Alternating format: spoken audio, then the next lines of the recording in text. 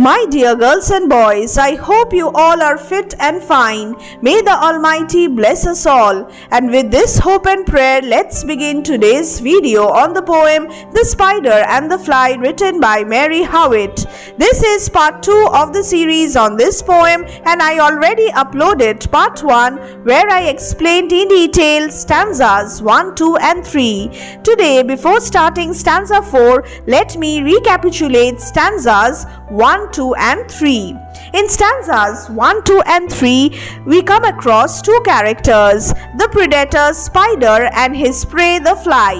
The poet exposes the cunningness and pretense of the spider while he tries to trap the fly, his motive, and the fly somehow manages to escape and survive by using her wisdom, practicality and common sense.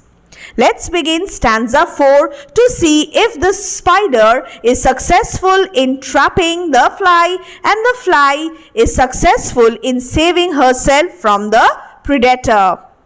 "Sweet creature," said the spider, "you're witty and you're wise. How handsome are your gauzy wings, how brilliant are your eyes. I have a little looking glass upon my parlor shelf.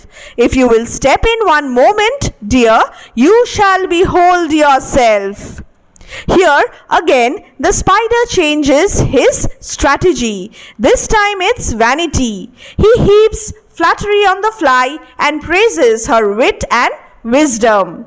He acknowledges that the fly is smart and intelligent, and this compliment perhaps could have lulled the fly into a false sense of security, for the fly could assume that she was smart enough to see through the spider's evil plots and schemes.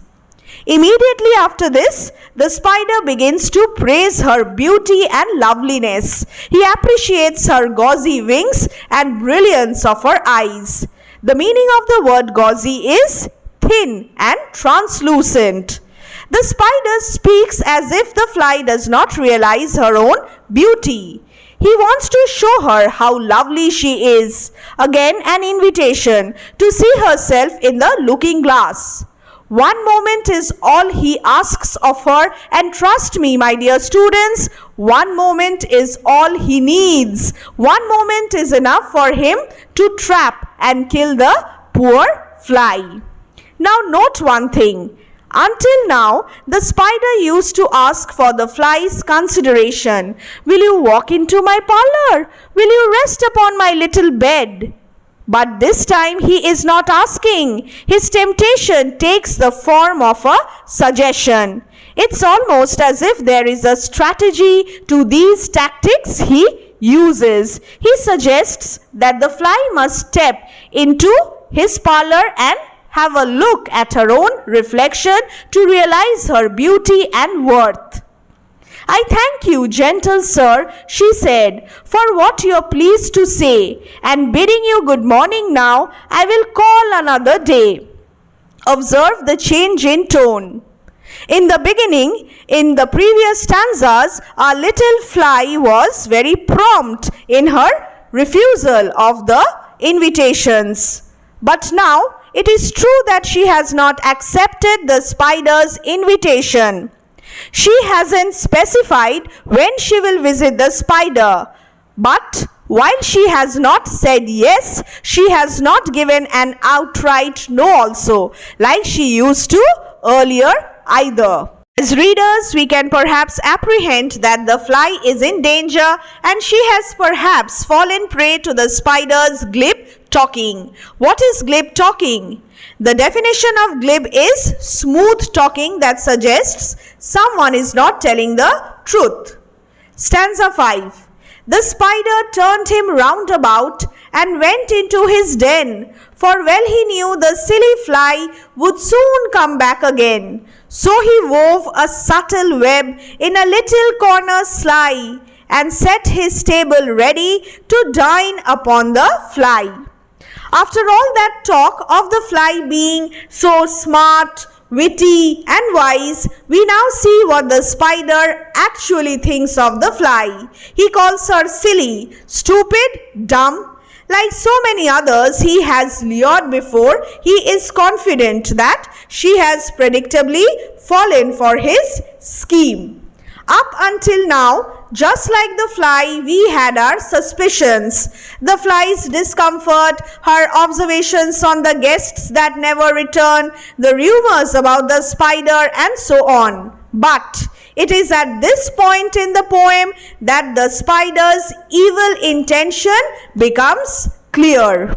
Previously, Mary Howitt used adjectives like little and the prettiest to describe the parlor of the spider. But here, the parlor is no longer pretty or little. It is the spider's den, and this single word is enough for us to have a foreboding of evil and doom.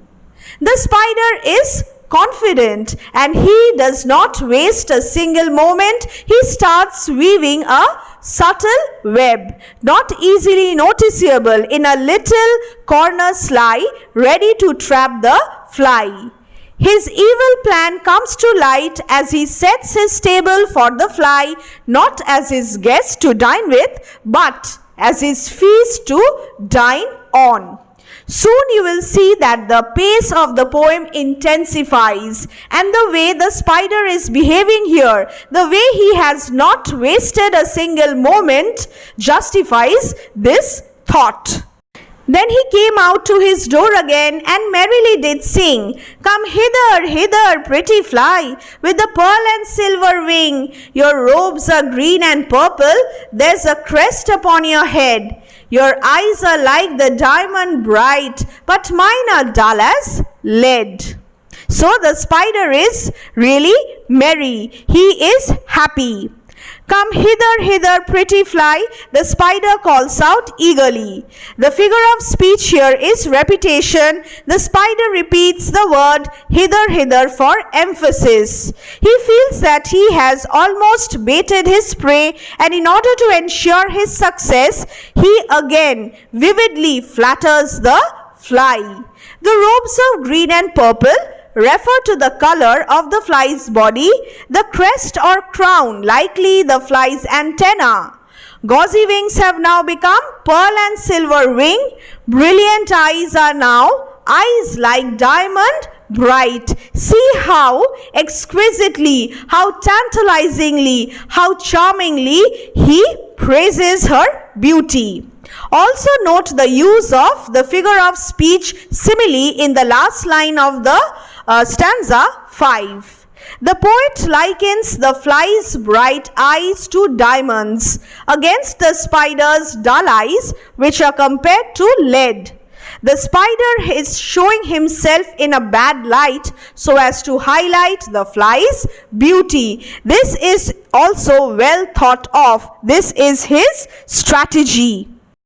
Well, the climactic moment is here. Stanza 6. Alas, alas, how very soon this silly little fly, hearing his wily flattering words, came slowly flitting by.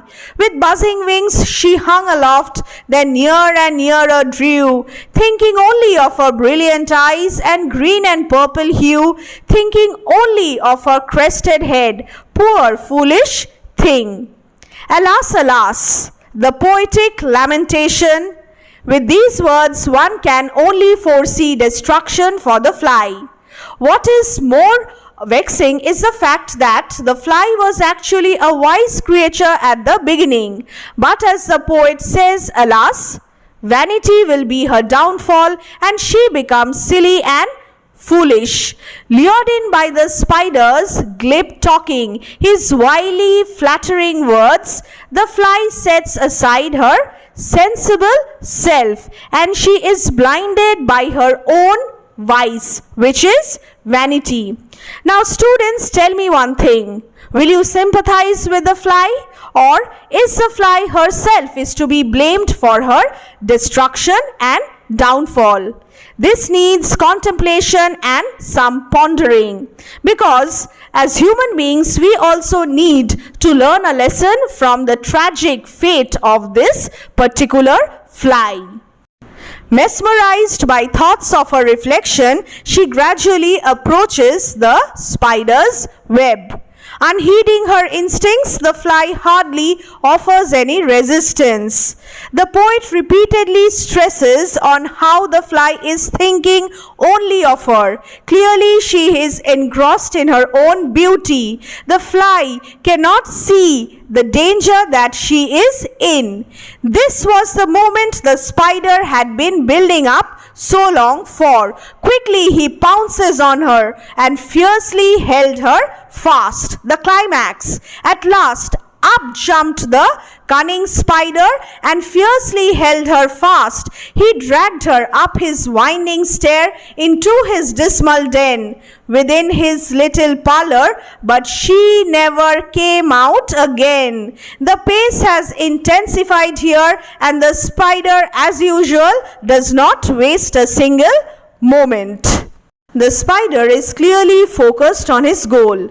The home that he had so charmingly described before reveals its deadly designs. As the poem rapidly takes us through the spider's winding stair, his dismal den, his little parlor, our foreboding is realized, and we know that the poor fly is no more. For just like she remarked once of the others before her, that is, the past victims of the spider, she too will never come out again. In stanza 7, there is a change in the narration style of the poem as the poet ends a tale. She breaks off from the storytelling mode and directly addresses little children, offering a warning or moral to conclude the poem. And now, dear little children who made this story read, to idle, silly, flattering words, I pray you never give heed. Unto an evil counselor, close heart and ear and eye, and take a lesson from this tale of the spider and the fly. Be distrustful of useless sweet talk that is insincere. Not all praise or advice is genuine, therefore you must be careful of who you listen to.